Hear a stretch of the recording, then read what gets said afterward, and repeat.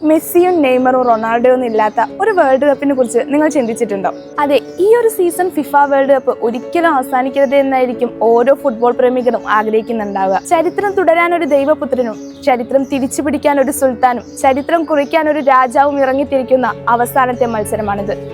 Yes, their last dance.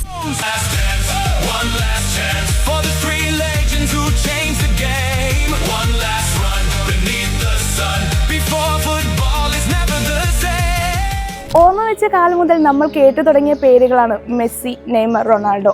അന്നു മുതലേ നമ്മുടെ മനസ്സിൽ കയറ്റിവെച്ചതാണ് അവരെ. ഇനിയൊരു വേൾഡ് കപ്പ് വരുമ്പോൾ ഈ മൂന്ന് ലെജൻഡ്സ് ഉണ്ടാവില്ല എന്നത് നമ്മൾ അക്സെപ്റ്റ് ചെയ്തേ മതിയാവും. പക്ഷെ നിങ്ങളൊന്ന് ചിന്തിച്ചു നോക്ക്, വേൾഡ് കപ്പ് ഈ മൂന്ന് പേരില്ലാതെ എങ്ങനെയാണൊന്ന് ഫുൾഫിൽ ആവുക? ഇന്ന് നമ്മൾ അടിയുണ്ടാക്കിയും ആർഗ്യുമെന്റ്സ് ഒക്കെ ചെയ്ത് ഈ മൂന്ന് പേരുടെ കട്ടൗട്ടുകൾ പല സ്ഥലങ്ങളിലും വെക്കുമ്പോൾ നമുക്ക് കിട്ടുന്ന ഒരു സാറ്റിസ്ഫാക്ഷൻ ലെവൽ അത് വേറെ തന്നെയല്ലേ?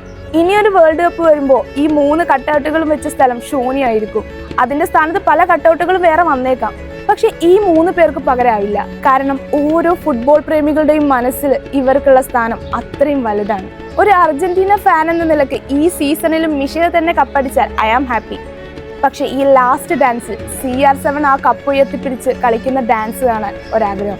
1930 ഉറുഗ്വേ ഉയർത്തിയ ഈ കപ്പ് അർജന്റീനയിൽ ഇന്ന് എത്തി നിൽക്കുമ്പോൾ അടുത്തത് ഇനി ആരിലേക്ക് എന്ന ആകാംക്ഷ ചെറുതൊന്നുമല്ല. ഒരു കാര്യം എന്തായാലും പറയാം, ഫുട്ബോൾ എന്താണെന്ന് പോലും അറിയാത്ത പലരുടെയും ഹൃദയങ്ങളിലേക്ക് ഫുട്ബോൾ എന്ന പ്രാന്തിനെ ഇൻജെക്ട് ചെയ്തുകൊണ്ടാണ് ഈ മൂന്ന് ലെജൻഡ്സിന്റെയും പടിയിറക്കം. Messi, Neymar, Ronaldo, we will always love you.